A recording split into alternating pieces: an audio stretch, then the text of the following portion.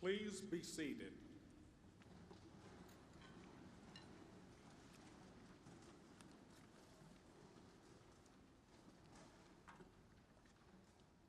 Ladies and gentlemen, the Honorable Mike Johnson, Speaker of the United States House of Representatives.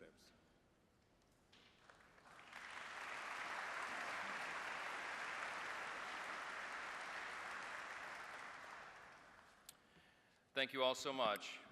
Chair Eisenstadt, Vice Chair Holt, Mr. Foxman, Director Bloomfield, Leader Jeffries, President Biden, most importantly, to all of our Holocaust survivors, welcome to the United States Capitol. You honor us by your presence today, all of you. Thank you. We're here during the days of remembrance and also Jewish American Heritage Month, and on the anniversary of the Nazis' unconditional surrender to remember and to reflect. As part of Congress's mandate for the Holocaust Memorial Museum, this event is hosted every year because memories teach us. As it's been said, those who fail to learn from history are doomed, of course, to repeat it. Director Bloomfield has been leading the museum for over a quarter century now.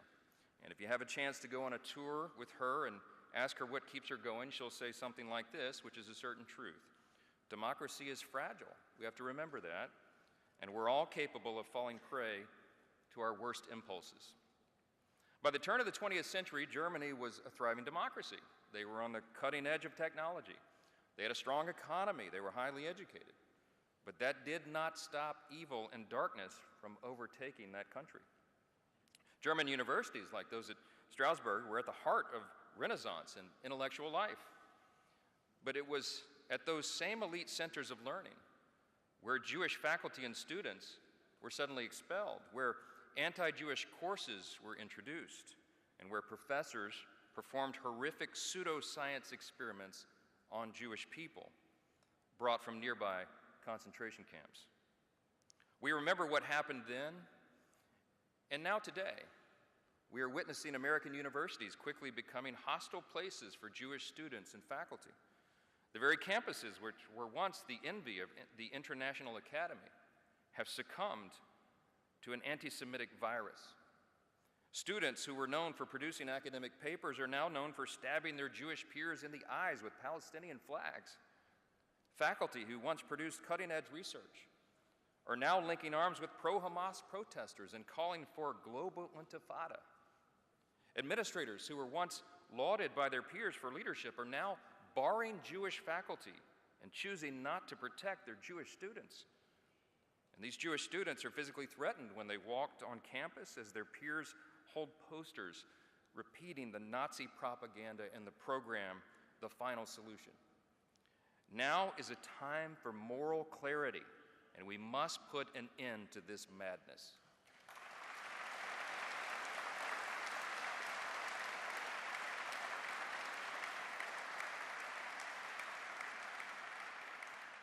We understand that this rise in anti-Semitism comes just after the worst attack on the Jewish people since the Holocaust, on October 7th.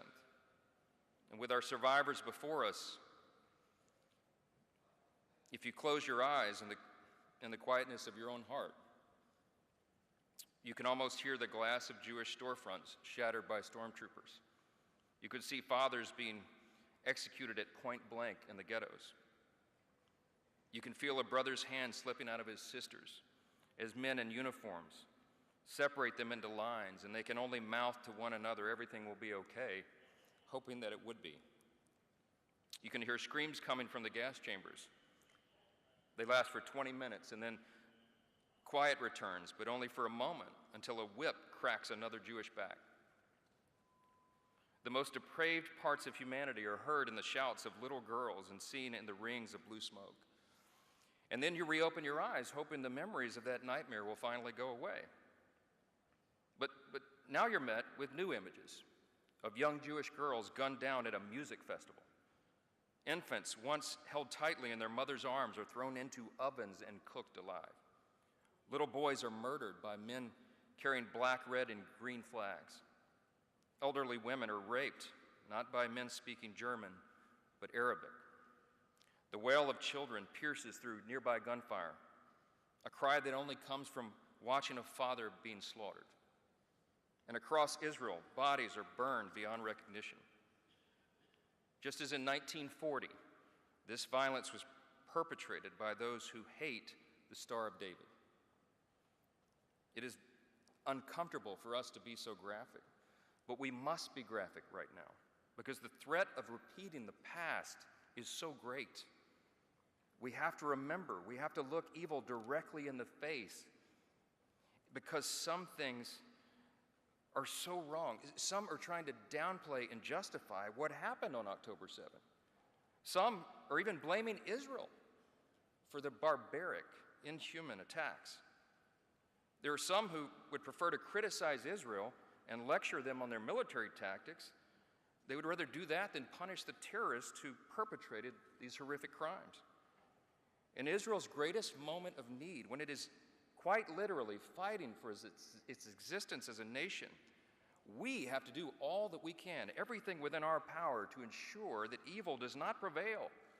This is a time for all of us to come together. And it's in these troubling times we must look to this audience, to the survivors of the Holocaust and their descendants, to help us remember and to bear witness. Several weeks ago, I am very proud to report to you that the United States Congress overwhelmingly passed security assistance to Israel to help protect its borders. That's right.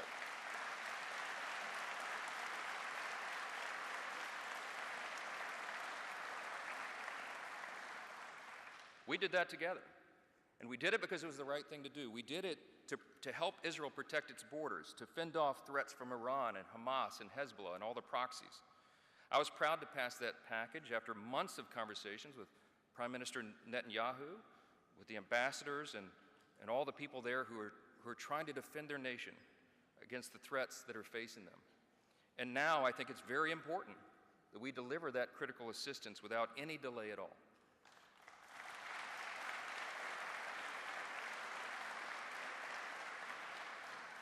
The reason that act was so significant, the reason that our vote was so important is because as a Congress, together, we sent a message.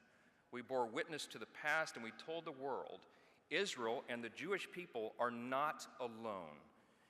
And we kept our promise that we made decades ago, never again.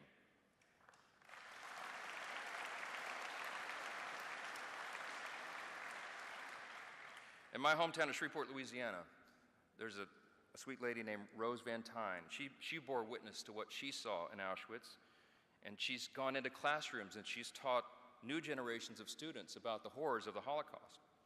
With us today is Mr. Frank Kohn. He escaped Germany days before Kristallnacht in 1938. 5 years later, he was drafted in the U.S. Army and served in Belgium and in Germany to defeat the Nazis and liberate his fellow Jewish brothers and sisters. Frank, would you stand? Would you stand?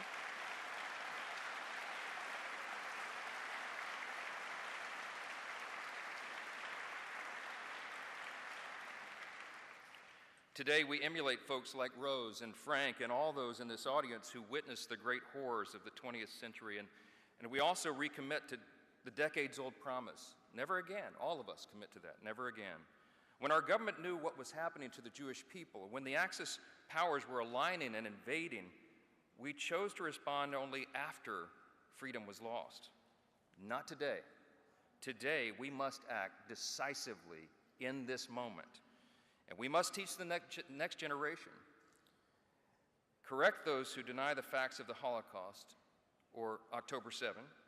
We must protect our Jewish students, and we must give our full-throated, unequivocal support to the nation of Israel.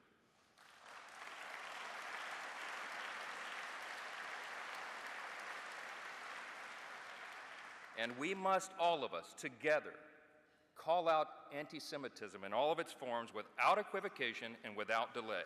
This is our moment.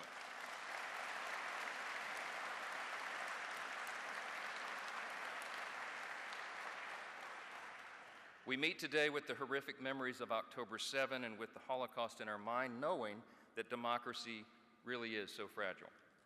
And we seek to fulfill God's command to Moses in Deuteronomy, as it is inscribed in the Holocaust Memorial Museum. Guard our souls carefully, lest you forget the things your eyes saw, and lest these things depart your heart all the days of your life. We must always remember, and we will. God bless you.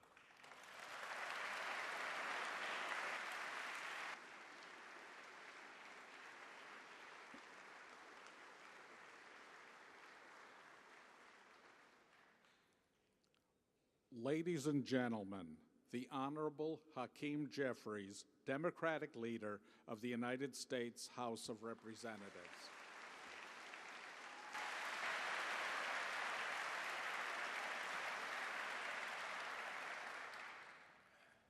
President Biden, Speaker Johnson, Speaker Emerita Pelosi, Ambassador Eisenstadt, Director Bloomfield, all of my colleagues in Congress, honorable ambassadors to Frank, Abe, Manny, Ray, Alfred, all those survivors whose lives we honor, and to all those assembled for this incredibly important event. Thank you for your presence here today. Let me begin by making clear our commitment to doing everything that we can with the positions of authority that we have in the times when it matters the most, to ensure that never again unequivocally means never again. More than 40 years ago, Congress established the Days of Remembrance and enshrined into law the moral necessity to gather in commemoration of the 6 million Jews who were brutally murdered during the Shoah. Holocaust survivor, author, and noted humanitarian Elie Wiesel, when accepting his Nobel Peace Prize in 1986, said that action is the only remedy to indifference.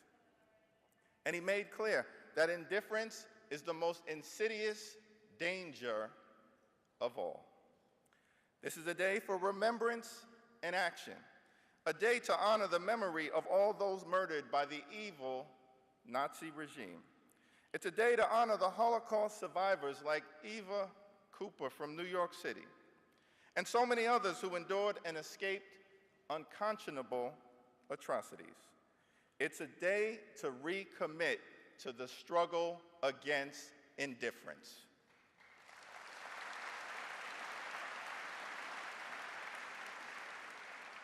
As the El Malay Rahameen prayer that will be heard today so beautifully and hauntingly pleads, we gather to ask God to protect and elevate the souls of those taken from our world too soon.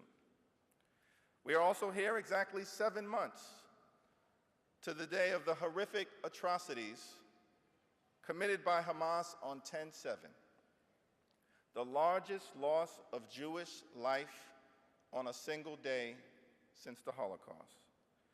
There are families whose loved ones were slaughtered. There are hostages still being held in horrific conditions.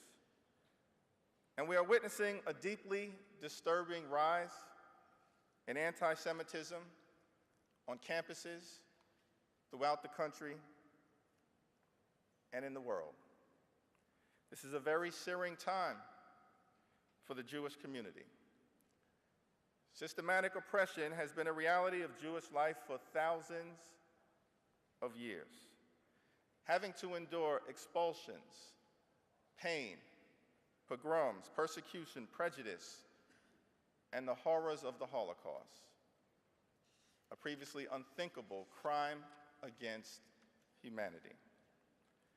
Last Sabbath, Jewish communities across the world read the Torah portion, which followed the tragic deaths of Aaron's 2 sons, Nadav and Avihu.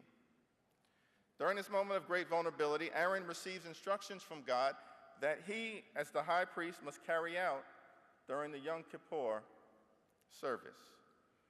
We learn from God and Aaron that Jewish life, practice, and community must continue in the face of horrific tragedy. Aaron embodies what it means to be resilient when confronting immense pain. Today, in partnership with the Jewish community, we recommit to carrying on with strength and resilience. We recommit to the remembrance of the Holocaust. We recommit to the principle of never again, and we recommit to eradicating anti-Semitism whenever and wherever it rears its ugly head.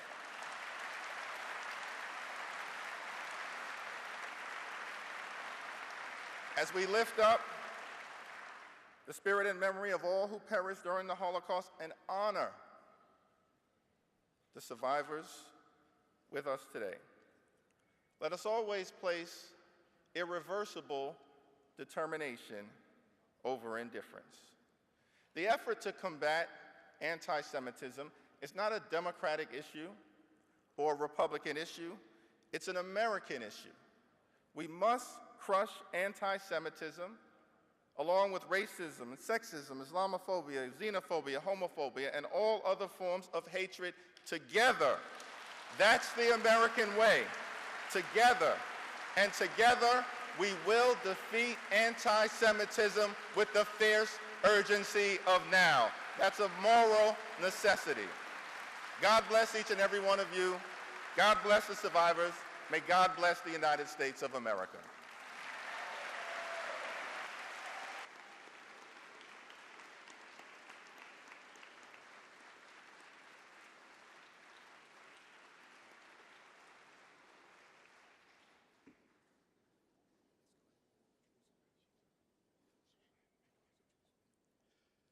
Ladies and gentlemen, Ambassador Stuart Eisenstadt, Chairman of the United States Holocaust Memorial Council.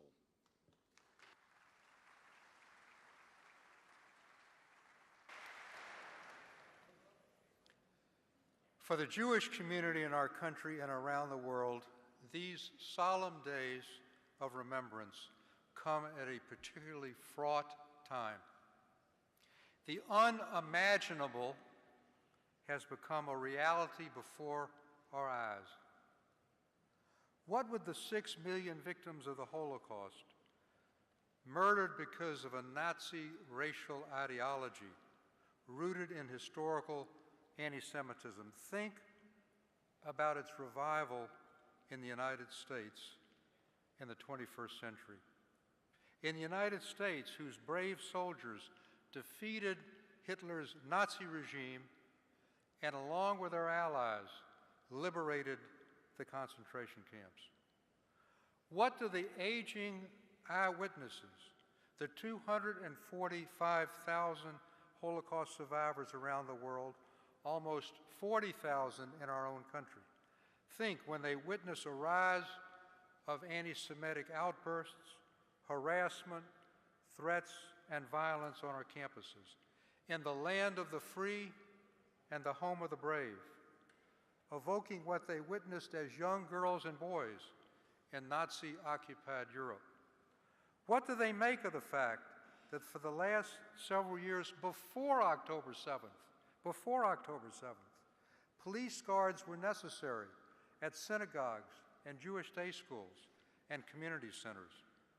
How do they come to terms with seeing so many young people justify Hamas's brutality, which carried out the greatest single-day loss of Jewish lives in Israel since the Holocaust? How do we best honor the memory of those who died at the hands of the Nazis, 6 million men, women, and children? At the outbreak of World War II, September 1st, 1939, there were 17 million Jews in a world of 1 billion. Now, there are only 15.7 million in a world of 8 billion. But sheer numbers mask the loss and the Holocaust of the flower of Jewish religion, culture, the arts, science, and yes, those eking out a living in small shtetls but preserving their Jewish heritage. We should honor them in the following ways. First, we owe it to the 250,000 Holocaust survivors to do all we can to assure that in their remaining years they live in a dignity denied them in their youth.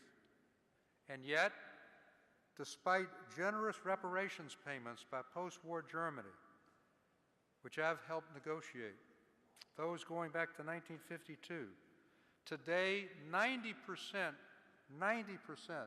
of survivors live in or near poverty in the former Soviet Union and Central and Eastern Europe, 35% in the State of Israel, and 30% in our own country, the richest in the history of the world.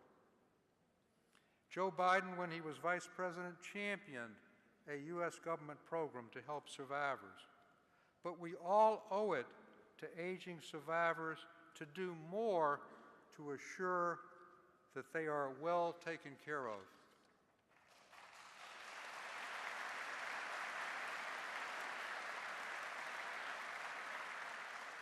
Second, we must absorb the lessons of the Holocaust, which began by recognizing that the Holocaust was not inevitable. It was not inevitable. Early action against discrimination and intimidation and aggression is essential, whether abroad or on our college campuses. Hitler's original goal was not the final solution, to kill all European Jews. Rather, it was to make Germany Judenrein, free of Jews. He methodically proceeded step by step to gauge German and world opinion to the gradual disenfranchisement of German Jews. And here's what he saw: no boycott of the Berlin Olympics, no economic sanctions or other action after the Anschluss with Austria, no action with the takeover of the Czech Sudetenland and the Munich Pact, no action after the fierce pogrom of Kristallnacht, with thousands of synagogues and Jewish businesses torched and mass Jewish arrests. Hitler specifically commented on the failure of the 1938 Avian Conference, called by President Roosevelt to deal with German Jewish refugees seeking to escape the Nazis' grasp, but failing to lift immigration quotas, and the barring in 1939 of the SS St. Louis with over 900 Jewish refugees waiting for 3 days to land in Miami Harbor and being turned back. Hitler concluded that the world believed that Jews were dispensable. Once World War II began, the Roosevelt administration knew from multiple sources, documented by our Holocaust Museum and other scholars, of the mass murder of the Jews, but failed to take special action to save Jews and other minorities. Our museum's special exhibit, Americans in the Holocaust, revealed that the State Department kept as many Jewish refugees out of America as possible. And frankly, this reflected the views of a majority of the American public, despite their knowing of and opposing the Nazi terror against the Jews. In 1944, in the U.S. Treasury Department, in which I had an office, the staff of the Treasury Department presented to Treasury Secretary Morgenthau a remarkable report, unlike that I think any agency has ever presented to the head of a major department. It was entitled, "The Acquiescence of This Administration in the Murder of the Jews." The staff of the Treasury Department presented that to the Secretary. And this finally led President Roosevelt to create the War Refugee Board that saved tens of thousands of Jews, but not soon enough to save the last large Jewish community. In less than 2 months, more than 430,000 Hungarian Jews were deported to Auschwitz. By the time our brave soldiers stormed the beaches of Normandy on D-Day, June 6, 1944, of the 6 million European Jews who would be killed, 5 million had already been murdered.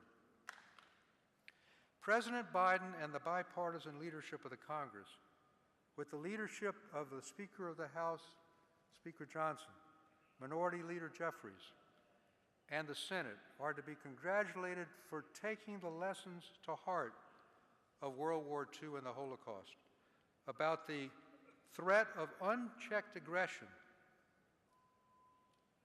by continuing aid to Ukraine's defense of democracy against Vladimir Putin, who has repeatedly publicly distorted and exploited the Holocaust, and at the same time passing aid to Israel at its moment of greatest threat, a threat from Hamas and other terrorist organizations who do not seek a peaceful solution to the Palestinian-Israeli dispute, but rather to eliminate Israel root and branch as a Jewish state.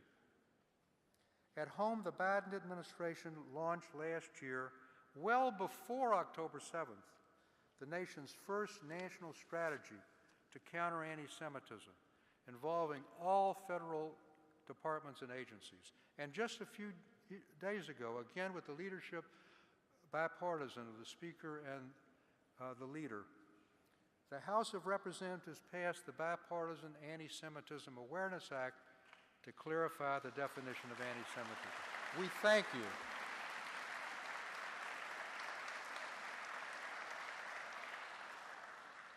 And last, the most lasting way to honor the victims of the Holocaust and today's survivors as eyewitnesses leave us is Holocaust education. To combat those who deny, denigrate, or distort the Holocaust, and to make clear to future generations what can happen when anti-Semitism goes unchecked, which threatens us today. To remember the power of propaganda, first used on a mass basis on radio by the Nazis, but now virulent on our own social media. To learn the need to protect democracy and the rule of law from assault, and the possibilities for each of us, and particularly our young people, as they start their life, to make the right choice, to take the path that rescuers took during the Holocaust, and our museum recognizes them, but not to be indifferent or to choose to follow Hitler down the abyss. But on these days of remembrance, Holocaust survivors are telling us an inspirational story. It's a story of resilience. It's a story of fierce resolve to never give up and never give in. It's a story of rebuilding. It's a story of not allowing the trauma of losing their families and their communities and their abandonment by the world to deter them from creating a new life with new families and a renewed determination to follow the Jewish admonition of Tikkun Olam, repairing the holes in the fabric of the world. You truly are our inspiration as we confront unprecedented anti-Semitism in our own time, in our own country, to rededicate ourselves to fulfilling Elie Wiesel's vision that no one's future should be like their past. It's my distinct pleasure and privilege to introduce a friend of almost 50 years who is a great supporter of Holocaust survivors, who entrusted me with the chairmanship of our great Holocaust Museum because he knew that Holocaust justice for survivors, memory for victims, and lessons for future generations has been an animating feature of my life. To me, he is not only President of the United States, he's a mensch who, as Vice President, came unannounced to my late wife's shiva in 2013 and spoke spontaneously and movingly about the meaning of her life. It's a gesture my family and I shall never forget.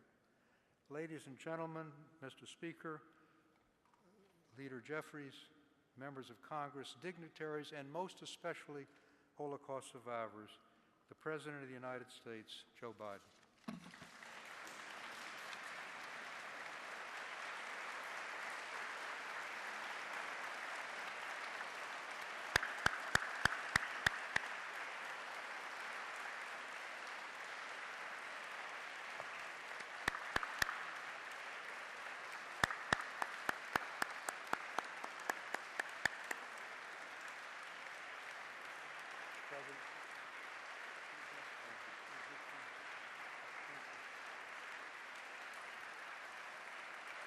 Thank you.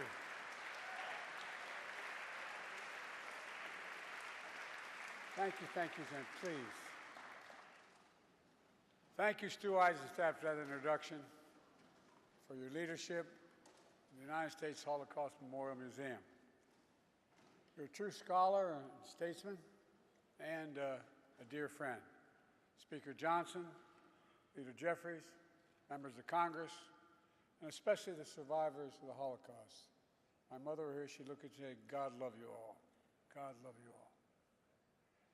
Abe Foxman and all other survivors who embody absolute courage and dignity and grace are here as well. During these sacred days of remembrance, we grieve, we give voice to the 6 million Jews who were systematically targeted and murdered by the Nazis and their collaborators during World War II.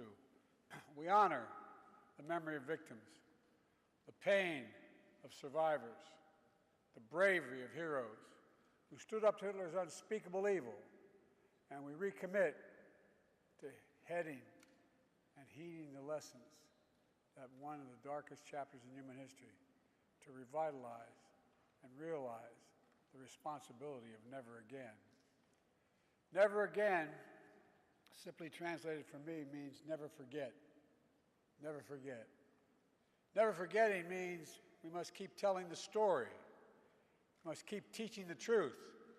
We must keep teaching our children and our grandchildren. And the truth is, we're at risk of people not knowing the truth. That's why growing up, my dad taught me and my siblings about the horrors of the Shoah at our family dinner table. That's why I visited Yad Vashem with my family as a senator, as vice president, as president. And that's why I took my grandchildren to Dachau so they could see and bear witness to the perils of indifference, the complicity of silence in the face of evil that they knew was happening. Germany, 1933. Hitler and his Nazi party rise to power. by rekindling one of the world's oldest forms of prejudice and hate, anti-Semitism. His rule didn't begin with mass murder. It started slowly across economic, political, social, and cultural life. Propaganda demonizing Jews, boycotts of Jewish businesses, synagogues defaced with swastikas, harassment of Jews in the street and in the schools, anti-Semitic demonstrations, pogroms, organized riots. With the indifference of the world, Hitler knew he could expand his reign of terror by eliminating Jews from Germany, to annihilate Jews across Europe through genocide, the Nazis called the final solution. Concentration camps, gas chambers, mass shootings. By the time the war ended, 6 million Jews, 1 out of every 3 Jews in the entire world, were murdered. This ancient hatred of Jews didn't begin with the Holocaust. It didn't end with the Holocaust either, or even after our victory in World War II.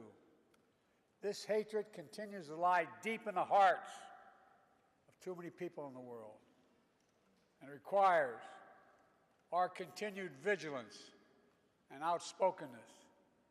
That hatred was brought to life on October 7th in 2023. On the sacred Jewish holiday, the terrorist group Hamas unleashed the deadliest day of the Jewish people since the Holocaust. Driven by ancient desire to wipe out the Jewish people off the face of the earth, over 1,200 innocent people, babies, parents, grandparents, slaughtered in their kibbutz, massacred at a music festival, brutally raped, mutilated, and sexually assaulted. Thousands more carrying wounds, bullets and shrapnel from the memory of that terrible day they endured.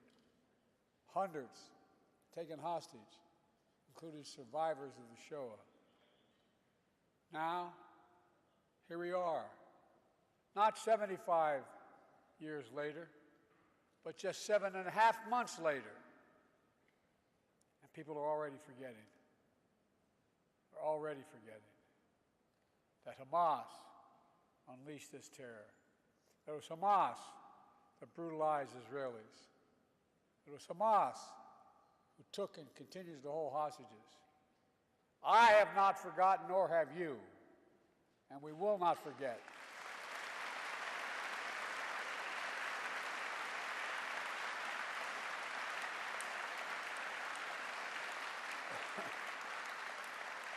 And as Jews around the world still cope with the atrocities and trauma of that day and its aftermath, we've seen a ferocious surge of anti-Semitism in America and around the world. Vicious propaganda on social media. Jews forced to keep their hide, their keepers on their baseball hats, tuck their Jewish stars into their shirts. On college campuses, Jewish students blocked, harassed, attacked while walking to class. Anti-Semitism, anti-Semitic posters, slogans calling for the annihilation of Israel, the world's only Jewish state. Too many people denying, downplaying, rationalizing, ignoring the horrors of the Holocaust. And October 7th, including Hamas's appalling use of sexual violence to torture and terrorize Jews. It's absolutely despicable, and it must stop. Silence.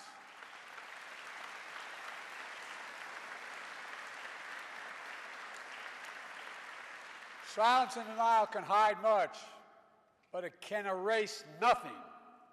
Some injustices are so heinous, so horrific, so grievous, they cannot be buried, no matter how hard people try. In my view, a major lesson of the Holocaust is, as mentioned earlier, was not inevitable. We know hate never goes away, it only hides and given a little oxygen, it comes out from under the rocks. We also know what stops hate. One thing, all of us. The late Rabbi Jonathan Sachs described anti-Semitism as a virus that has survived and mutated over time. Together, we cannot continue to let that happen. We have to remember our basic principles as a nation. We have an obligation. We have an obligation to learn the lessons of history so we don't surrender our future to the horrors of the past. We must give hate no safe harbor against anyone. Anyone. From the very founding, our very founding, Jewish Americans, who represent only about 2% of the U.S. population, have helped lead the cause of freedom for everyone in our nation. From that experience, we know scapegoating and demonizing any minority is a threat to every minority and the very foundation of our democracy. So in moments like this, we have to put these principles that we're talking about into action. I understand people have strong beliefs and deep convictions about the world. In America, we respect and protect the fundamental right to free speech, to debate and disagree, to protest peacefully, and make our voices heard. I understand that's America, but there is no place on any campus in America, any place in America, for anti-Semitism or hate speech or threats of violence of any kind.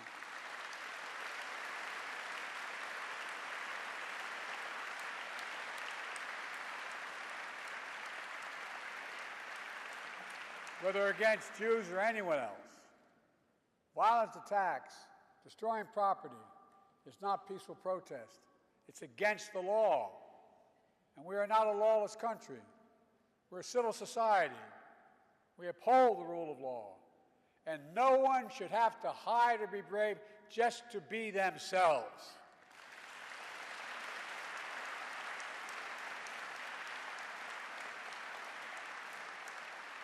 To the Jewish community, I want you to know, I see your fear, your hurt, and your pain. Let me reassure you, as your president, you're not alone. You belong. You always have and you always will. And my commitment to the safety of the Jewish people, the security of Israel, and its right to exist as an independent Jewish state is ironclad even when we disagree.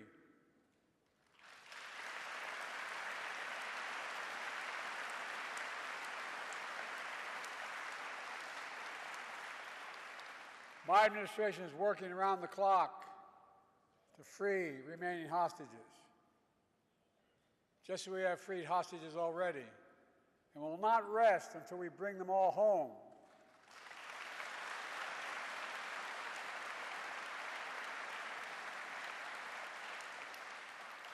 My administration, with our second gentleman's leadership, has launched our nation's first national strategy to counter anti-Semitism that's mobilizing the full force of the federal government to protect Jewish communities. But we know this is not the work of government alone or Jews alone. That's why I'm calling on all Americans to stand united against anti-Semitism and hate in all its forms. My dear friend, and he became a friend, the late Elie Wiesel said, quote, "One person of integrity can make a difference." We have to remember that, now more than ever. Here in Emancipation Hall, the U.S. Capitol, among the towering statues of history, is a bronze bust of Raoul Wallenberg. Born in Sweden as a Lutheran, he was a businessman and a diplomat.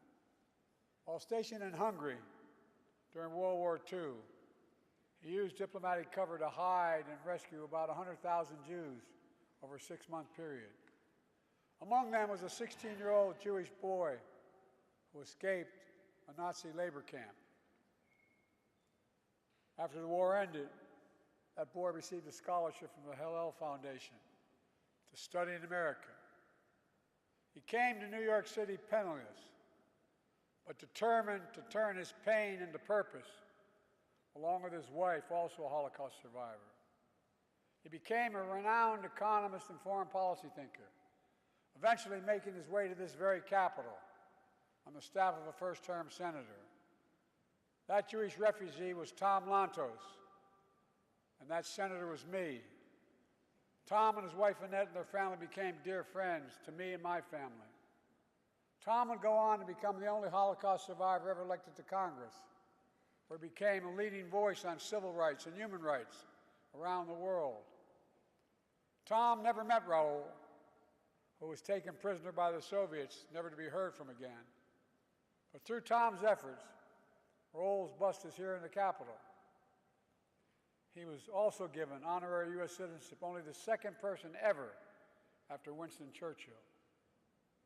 The Holocaust Museum here in Washington is located in a road in Raoul's name. The story of the power of a single person to put aside our differences, to see our common humanity, to stand up to hate, and its ancient story of resilience from immense pain, persecution, to find hope, purpose, and meaning in life, we try to live and share with one another. That story endures. Let me close with this. I know these days of remembrance fall on difficult times.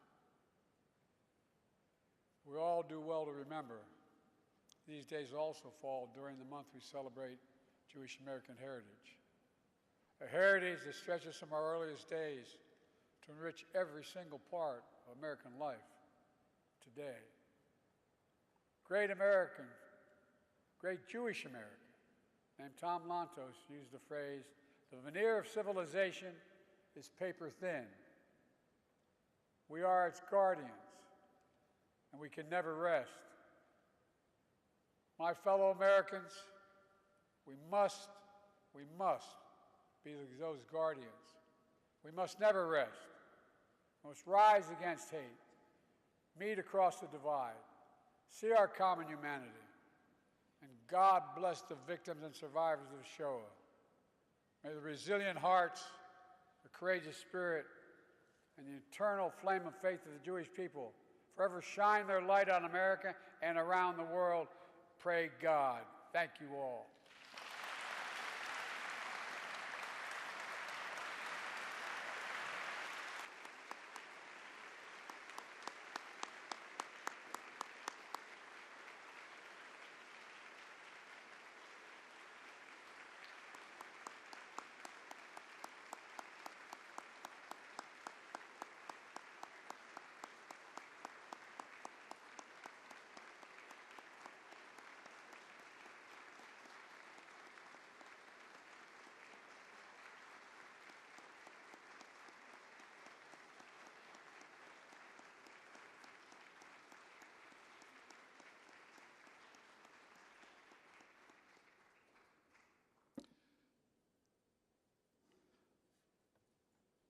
Ladies and gentlemen, the museum's Bringing the Lessons Home program introduces Washington, D.C. area public high school students to Holocaust history and encourages them to share its lessons with their family, friends, and community.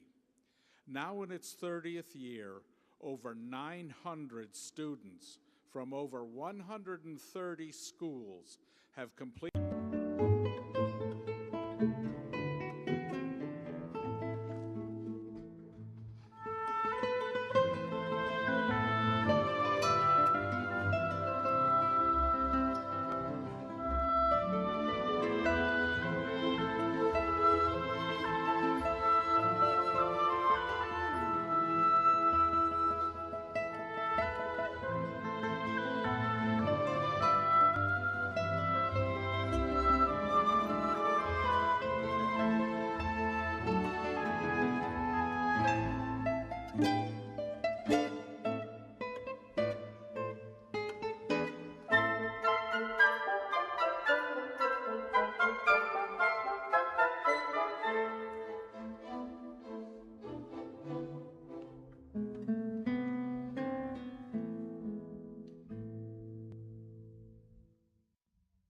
Von Joaquín Rodrigo erklang Españoletta aus Fantasia para un gentilhombre.